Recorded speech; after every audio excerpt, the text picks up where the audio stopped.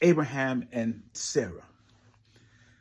If Abraham and Sarah try to preach in your church today, your mosque or your synagogue, you're not having it. Number one, what about their marital situation and their connection? They had a bond in common. Read your Bible if you want to know. Second of all, they engaged in human trafficking.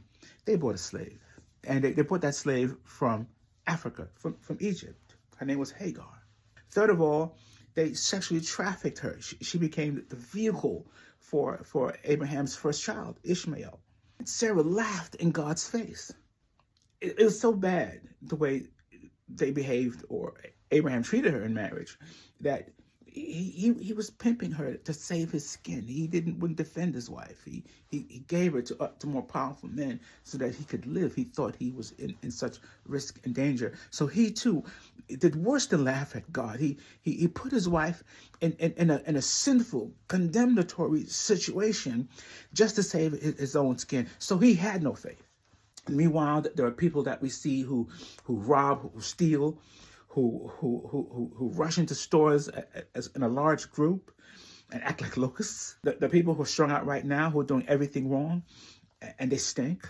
But if we focused on what's in our Bible and what God uses, you'll understand what I'm talking about. God is not interested in somebody who thinks they're holy. He's interested in people who just love him. And I call this the true tithe. The true tithe is to love God with all your heart, mind, body, and soul. It's to not to sit there in judgment, while on the other side, there is a hypocrisy of heralding people like Abraham and Sarah, and yet still the people who are just like them in many ways, we bar the door. We bar the door with our judgment. We don't want them. The Bible gives the example of the unfaithful servant. He was a stone cold thief. He was robbing his boss, just robbing him. Wow. But this man, when he heard the truth, when he faced his demise, when it was about to happen to him, he changed. He used the same skills that he used to pilfer to bless people. He was turned around just by hearing the truth that was coming for his life. And that's why God uses such people, because these people have skills. They're often the most courageous. To be a criminal, you got to be courageous. And Jesus Christ even heralded the woman who was facing an unjust judge, and the judge, because of who she was, a holy man, of who she was, refused to give her just due. But she kept at it. And Jesus said, if we just had faith like this woman, you see, God knows what he's doing. You see, if a person is acceptable to the Lord, shut your mouth. The Lord said, go out into all the highways and byways. He never said the synagogues or the mosques or the churches. He didn't say that, the chapels, the hall. He didn't say that. And it stems on the way we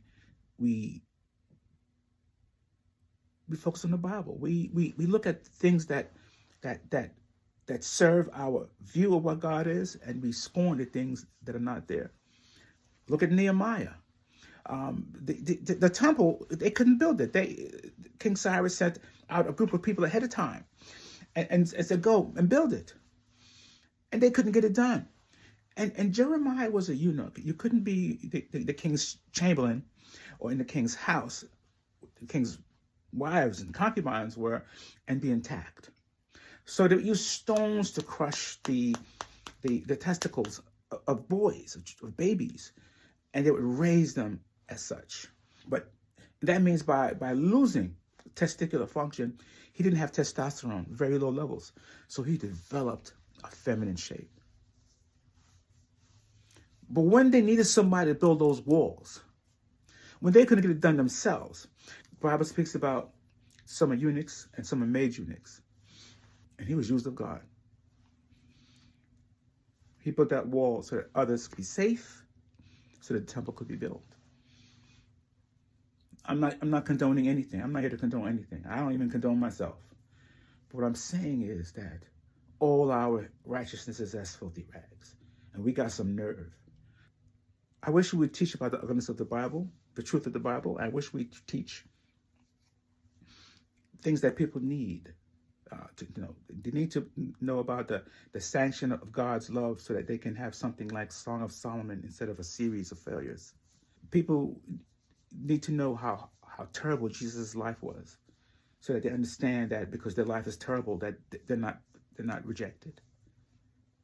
People need to understand that the mother and father of our faith were not perfect people. They're just people who never gave up.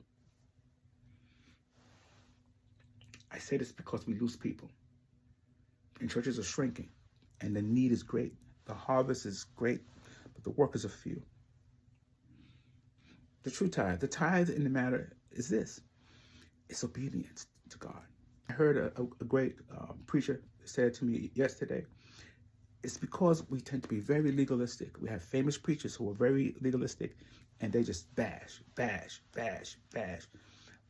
But they miss the point, because we have judgment and legalism that Christ came to not to do away with, but to fill it with grace, to make us able to live lives by loving God first. And it's grace, the grace given to you, the grace given to me, that we ought to be about. Grace means it acknowledges that you're not enough, that you made problems. And that's all the tithe is. Because once you can tithe to God with your love and your attention, your prayers, and that's the true tithe. It's loving God and speaking to him. And God doesn't care where you've been, what you've done. He will love you and use you for greatness, because he'll always confound the wise.